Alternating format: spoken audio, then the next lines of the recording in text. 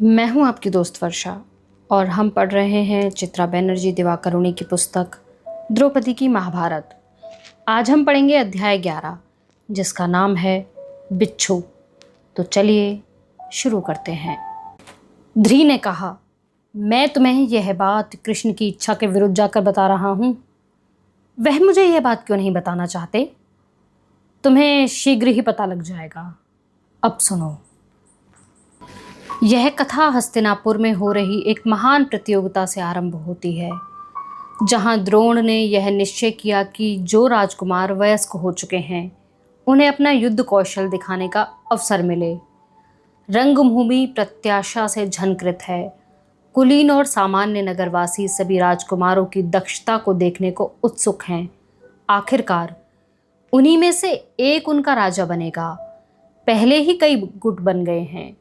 कुछ लोग दुर्योधन का नाम ले रहे हैं क्योंकि वह जोशीला, साहसी और त्रुटियों के प्रति उदार है। आज भी उसने प्रतियोगिता में प्रवेश करते समय उसने भीड़ में इतनी स्वर्ण मुद्राएं उछाली कि उसकी मुद्राओं की थैली खाली हो गई।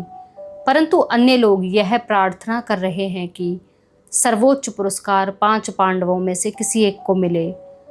उन पिताहीन बालकों का पालन पोषण उनके तात श्री ने, जो सिर्फ उनका हितैषी होने का दिखावा करते हैं, दरबार से मिलने वाले अनुषंगी लाभ के आधार किया था।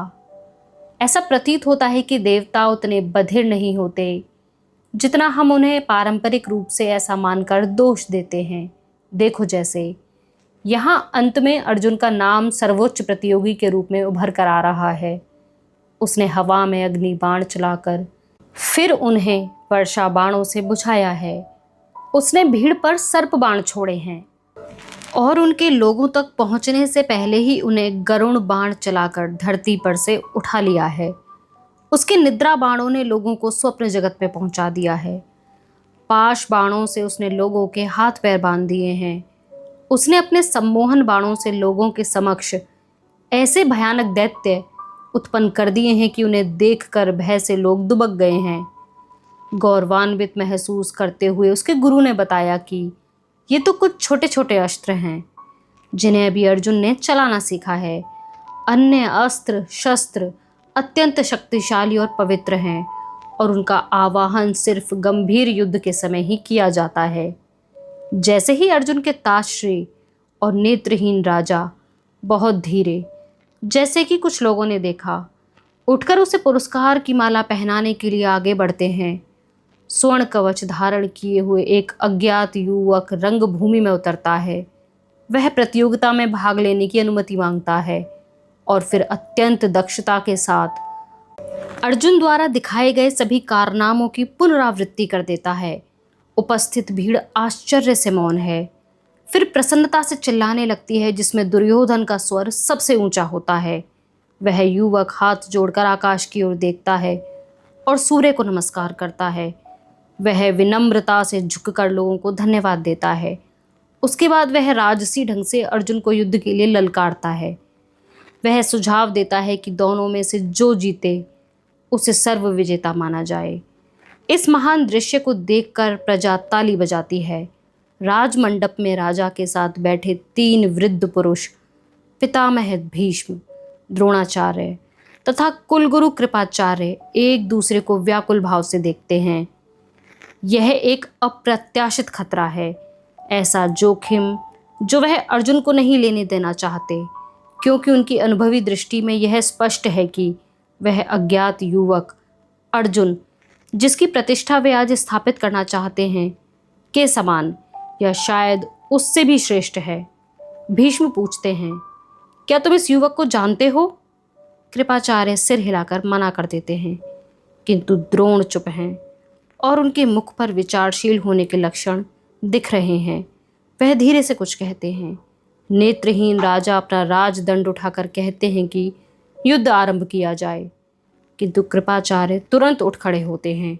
वह कहते हैं, इससे पहले कुछ नियमों का पालन करना आवश्यक है। भाग लेने के लिए प्रतिभागियों के कुल का पता होना चाहिए, क्योंकि एकल युद्ध के लिए एक राजकुमार ही दूसरे राजकुमार को चुनौती दे सकता है। हम सभी को अर्जुन के कुल का पता है। हे साहसी अपरिचित, कृपया अपना नाम बताओ और यह कि तुम किस राजवंश के वंशज हो। अपरिचित युवक का चेहरा लाल हो जाता है। वह कहता है, मेरा नाम कर्ण है।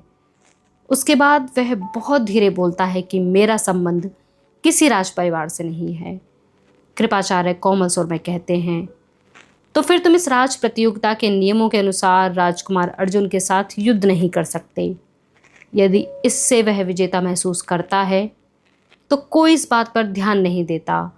उसने बहुत पहले ही ऐसे मनोभावों को छिपाना सीख लिया है। रुको, दुर्योधन ने अपमान से चिल्लाकर कहा।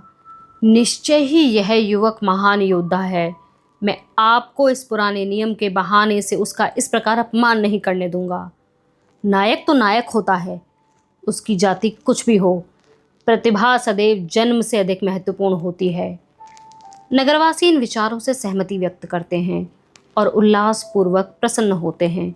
दुर्योधन आगे कहता है, यदि फिर भी आप इस बात पर जोर देते हैं कि अर्जुन से युद्ध करने के लिए कर्ण का राजा होना अनिवार्य है, तो मैं अपनी विरासत इसके साथ बांट लेता हूँ। वह पवित्र जल मंगवाता है और कर्ण के सिर पर छिड़क देता है। लोगों के अभिनंदन के बीच वह कहता है, राजा कर्ण, मैं तुम्हें अंगदेश का शासक और अपना मित्र घोषित करता हूँ। कर्ण उत्साहपूर्वक दुर्योधन को आलिंगनबद्ध कर लेता है। वह कहता है, मैं तुम्हारी यह उदारता कभी नहीं भूलूंगा। तुमने मेरे सम्मान की रक्षा की है। पृथ्वी भले ही विखंडित हो जाए, किंतु मैं कभी तुम्हारा साथ नहीं छोड़ूंगा। इसी क्षण से तुम्हारे मित्र मेरे मित्र हैं और तुम्हारे शत्रु मेरे घोर शत्रु। उपस्थित लोग प्रशंसापूर्वक शोर करते हैं। वे एक दूसरे को कहते हैं कि नायकों को इसी प्रकार का व्यवहार करना चाहिए। तीनों वृद्ध पुरुष एक दूसरे को चिंता भरी दृष्टि से देखते हैं। यह उनकी योजना अनुसार नहीं हो रहा था। नवोदित कर्ण ने अर्जुन को पराजित किए बिना ही लोकप्रियता प्राप्त कर ली है और दुर्योधन को शक्तिशाली सहयोगी मिल गया है। अब दो धनुर्धर युद्ध में भीषण रूप से दक्ष रंगभूमि में एक दूसरे के समक्ष खड़े हैं। कौन जाने इस प्रतियोगिता का परिणाम क्या होगा। महल की स्त्रियों के लिए बनाए गए मंडप में थोड़ा शोरगुल हो रहा है। रानियों में से एक बेहोश हो गई है, शायद गर्मी से, शायद तनाव से। क्या यह नेत्रहीन राजा की पत्नी गांधारी है? क्या यह कुंती है जो अपने पुत्र को दी गई इस चुनौती से व्यथित हो गई है, इससे पहले कि सत्य का पता लग पाए? एक वृद्ध पुरुष लंगड़ाते हुए रंगभूमि में प्रवेश करता है। उसके वस्त्रों से स्पष्ट है कि वह किसी निम्न जाति का है। क्या यह कोई लोहार है? जो लोग इन बातों को जानते हैं उनका कहना है, नहीं, यह एक सूत है। वह कर्ण की ओर बढ़ता है और घोर आश्चर्य यह है कि कर्ण अपना धनुष नीचे रखकर उस वृद्ध पुरुष के चरण स्पर्श करता है। पुत्र, वह आगंतुक कहता है, क्या यह सचमुच तुम हो जो इतने वर्षों के बाद लौटे हो? परंतु तुम यहाँ इन कुलीन राजकुमारों के मध्य क्या कर रहे हो? तुम्हारे सिर पर यह मुकुट क्यों रखा है? असीमित विनम्रता के साथ कर्ण उस वृद्ध पुरुष का हाथ पकड़कर उसे समझाता हुआ एक ओर ले जाता है। भीड़ आश्चर्य से मौन है। उसके बाद पांडवों के खेमे में फुसफुसाहट और शोर होने लगता है। सूत पुत्र, आवाजें होने लगी। सूत पुत्र। मंडप से भीम की तिरस्कार पूर्ण आवाज गूंजती है। धनुष नीचे रखो ढोंगी। इसके स्थान पर अश्वशाला में अपने लिए घोड़े की चाबुक लेकर आओ। कर्ण का हाथ अपने धनुष पर कसने लगता है। वह चिल्लाता है, अर्जुन! परंतु अर्जुन पहले ही अपनी पीठ मोड़कर वहां से लौट रहा है। कर्ण उसे पीछे से घूर रहा है। यह उसका घोर अपमान है जिसके लिए वह अर्जुन को कभी क्षमा नहीं करेगा। इसी क्षण से वे दोनों परम शत्रु हो गए। कौन जाने उस समय क्या हो जाता। किंतु सूर्य ने क्षितिज पर अस्त होने के लिए वही क्षण चुना। द्रोण को बहुत राहत मिली और अनेक संकेत पर दुदुम्बी वादकों ने प्रतियोगिता के अंत की घोषणा कर दी। भीड़ अनमने ढंग से असंतुष्ट स्थिति में बातें करती हुई वहां से लौटने लगी है। तीनों वृद्ध पुरुष पांडवों के पास आते हैं। वे सभी मिलकर उस दिन की विचित्रता के विषय में बातचीत करते हुए कुंती के साधारण से आवास पर पहुंचते हैं। वही बेहोश हुई थी। दुर्योधन कर्ण को रात्रि मदिरापान के लिए अपने साथ ले जाता है। उस दिन बाद में दुर्योधन रत्न व माणिक्य से जड़ी डोरी वाला अपना कंठमाल स्वयं कर्ण के गले में डालकर कहेगा, मैं तुम्हें असली विजेता घोषित करता हूँ। यदि उन कायरों ने वह लड़ाई नहीं रोकी होती तो तुमने आज अर्जुन का चेहरा मिट्टी में रगड़ दिया होता। ओह, ये पांडव रूपी कीड़े सदैव मेरे राज्य को हड़पने की योजना बनाते रहते हैं। काश मेरा कोई ऐसा मित्र होता जो मुझे इनसे छुटकारा दिला पाता। कर्ण सीधा खड़ा होकर उत्तर देता है, समय आने पर मैं तुम्हारे लिए ऐसा करूँगा मेरे स्वामी व मेरे मित्र, अथवा मैं इस प्रयास में अपने प्राण न्यौछावर कर दूंगा। इस प्रकार कर्ण राजा बन गया। मैंने कहा, कृष्ण यह बात मुझे बताना क्यों नहीं चाहते थे? ध्री ने कहा, उन्हें लगा कि यह सुनकर तुम कर्ण के प्रति अत्यंत दयालु हो जाओगी और यह खतरनाक हो सकता है। खतरनाक कैसे? एकमात्र अर्जुन ही नहीं है जो यह स्वयंवर वाली प्रतियोगिता में सफल हो सकता है। मेरे गले की नस जोर से धड़कने लगी। ग्लानिवश मैं मुंह फेरकर अंधेरे उद्यान की ओर देखने लगी। तुम्हारा आशय है कि कर्ण भी यह कर सकता है? हाँ, दुर्योधन के साथ उसकी स्वयंवर में आने की योजना है। वह तुम्हें जीतना चाहता है। हमें यह नहीं होने देना चाहिए। मैं पूछना चाहती थी, यदि वह अर्जुन जितना ही शानदार योद्धा है तो इस बात से क्या अंतर पड़ेगा कि मैं पांडव राजकुमार के स्थान पर कर्ण से विवाह कर लूं? क्या वह भी पंचाल के लिए उतना ही महान सहयोगी सिद्ध नहीं होगा? कृष्ण उसके इतना विरुद्ध क्यों हैं? क्या सिर्फ यह बात है कि वह अपने मित्र अर्जुन का समर्थन करते हैं? यहाँ कुछ अन्य बातें गोपनीय भी हैं, किंतु मैंने महसूस किया मेरा सरल हृदय भाई इन बातों से अनअवगत था। इसलिए मैंने पूछा, तुम उसे रोक कैसे सकते हो? यदि वह जीत गया तो क्या हम पिताजी के वचन की प्रतिष्ठा से बंधे हुए नहीं हैं? परिवार की प्रतिष्ठा किसी भी अन्य प्रतिष्ठा से अधिक श्रेष्ठ है, मेरे भाई ने कहा। वह क्षण भर के लिए रुका, मानो मेरी असहमति की प्रतीक्षा कर रहा हो। मैं कोई मार्ग सोचता हूँ, कृष्ण मेरी सहायता करेंगे। तुम्हें भी अपनी भूमिका निभानी चाहिए। मैं ध्री से तर्क नहीं करना चाहती थी, किंतु मैं अपने परिवार की प्रतिष्ठा के लिए कर्ण का विरोध भी नहीं करना चाहती थी। मैंने पूछा, अधिरथ ने कहा था कि कर्ण बहुत समय के लिए कहीं चला गया था। क्या तुम्हें पता है कि वह कहाँ गया था? ध्री ने गंभीरता से सिर हिलाकर हामी भरी। कर्ण के जीवन के वह वर्ष व्यर्थ हो गए। यह उसके जीवन का सबसे महत्वपूर्ण भाग है और यही मुख्य कारण है कि मैं तुम्हें इसके विषय में बता रहा हूँ। जीवन के आरंभिक समय में कर्ण की धनुर्विद्या में रुचि रही। 16 वर्ष की आयु में स्वयं को अधिरथ का पुत्र मानते हुए वह सर्वश्रेष्ठ गुरु द्रोण के पास जाता है। वह स्वीकार करता है कि वह निम्न जाति से है, तथापि वह द्रोण से प्रार्थना करता है कि वह उसे अपना शिष्य बना ले। परंतु द्रोण राजकुमारों के साथ व्यस्त होते हैं। वह कहते हैं, मैं एक सूत पुत्र को शिक्षा नहीं दूंगा। निराश व अपमानित होकर कर्ण यह प्रण लेता है कि वह द्रोण से भी श्रेष्ठ गुरु से शिक्षा प्राप्त करेगा। वह नगर छोड़कर पहाड़ों में चला जाता है और अंत में अथक परिश्रम व अपने भाग्य से, हालांकि यह अनिश्चित है कि भाग्य अच्छा है या बुरा, वह परशुराम के आश्रम में पहुंच जाता है। द्रोण के भी गुरु? मैंने धीरे से कहा, क्या उन्होंने एक बार पृथ्वी को क्षत्रियों से इसलिए रिक्त नहीं कर दिया था कि वे लोग भ्रष्ट हो गए थे? ध्री ने हामी भरी। चूंकि सत्य बोलकर उसे पहले भी कभी लाभ नहीं हुआ था, इसलिए वह फिर से खतरा नहीं उठाना चाहता था। वह परशुराम से कहता है कि वह ब्राह्मण है।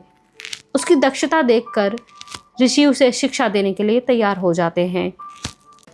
कुछ ही समय में कर्ण उनका सर्वप्रिय शिष्य बन जाता है और परशुराम उसे ब्रह्मास्त्र, ऐसा अस्त्र जिसका सामना कोई नहीं कर सकता, का प्रयोग करना सिखाते हैं। परशुराम के आश्रम से जाने से एक दिन पूर्व कर्ण अपने गुरु के साथ वन में भ्रमण के लिए जाता है। थक जाने पर जब परशुराम एक वृक्ष के नीचे आराम करना चाहते हैं तो कर्ण उनका सिर अपनी गोद में रख लेता है। जब ऋषि निद्रा में होते हैं तो एक पहाड़ी बिच्छू अपने छिद्र से बाहर निकलकर कर्ण को जांग पर काट लेता है, जिससे कर्ण के शरीर से रक्त बहने लगता है। कर्ण को भयंकर पीड़ा होती है, किंतु वह अपने गुरु की निद्रा में व्यवधान नहीं डालना चाहता।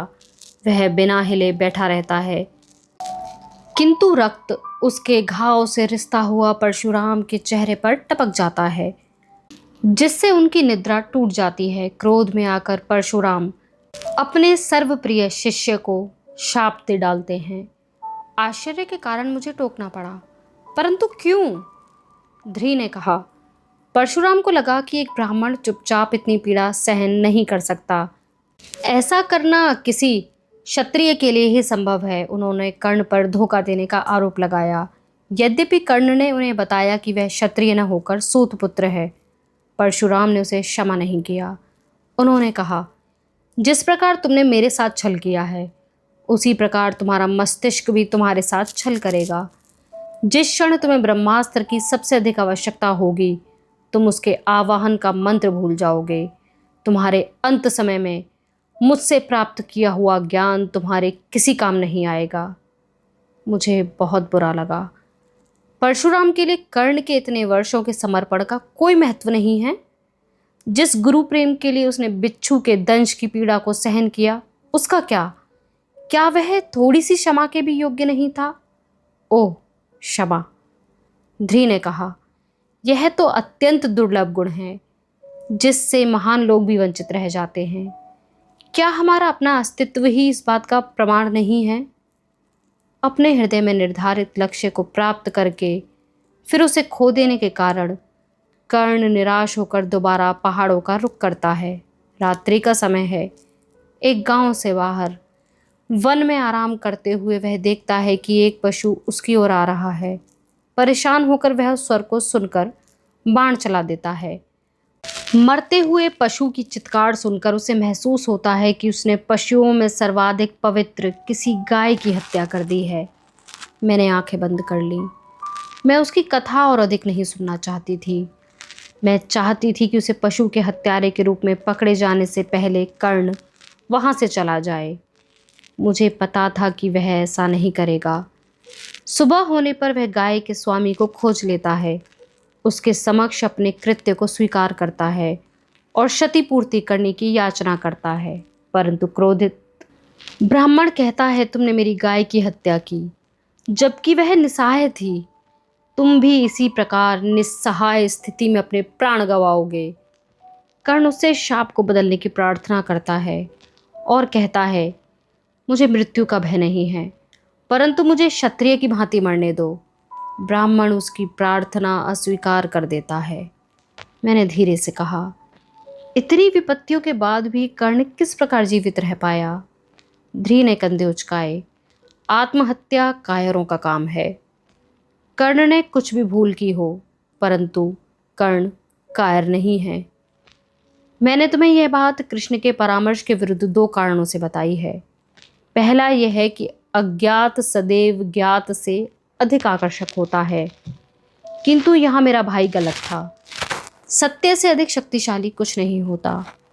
कर्ण की कथा का प्रत्येक विवरण मेरे शरीर में कांटे की तरह गड़ गया, जिसने मुझे उससे जोड़ दिया और मैं उसके लिए सुखी जीवन की कामना करने लगी। किंतु यह भी है, ध्री बोलता रहा, मैं चाहता हूँ कि तुम इस बात को समझो कि कर्ण शापित है। जो भी व्यक्ति उसके साथ जुड़ेगा वह भी शापग्रस्त हो जाएगा। मैं नहीं चाहता कि तुम्हारे साथ ऐसा हो, क्योंकि तुम मेरी बहन हो और तुम्हारा जन्म इतिहास बदलने के लिए हुआ है।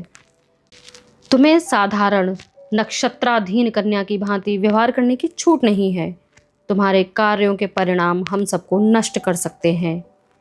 इस प्रकार दबाव में रखे जाने से मैं खिन्न थी, किंतु उससे भी अधिक मैं उसके स्वर के दृढ़ विश्वास से भयभीत थी। इतने समय में भी मुझे कभी पता नहीं लगा कि वह मेरी नियति को उतनी ही गंभीरता से ले रहा है जितनी अपनी स्वयं की। फिर भी मैंने हल्के स्वर में कहा, मुझे प्रसन्नता है कि तुम्हें मेरे सामर्थ्य पर इतना विश्वास है, परंतु कृष्ण ने जो कहा वह तुम्हें याद है? हम समय के हाथ में मोहरों से अधिक कुछ नहीं है। मोहरों के पास भी विकल्प होते हैं।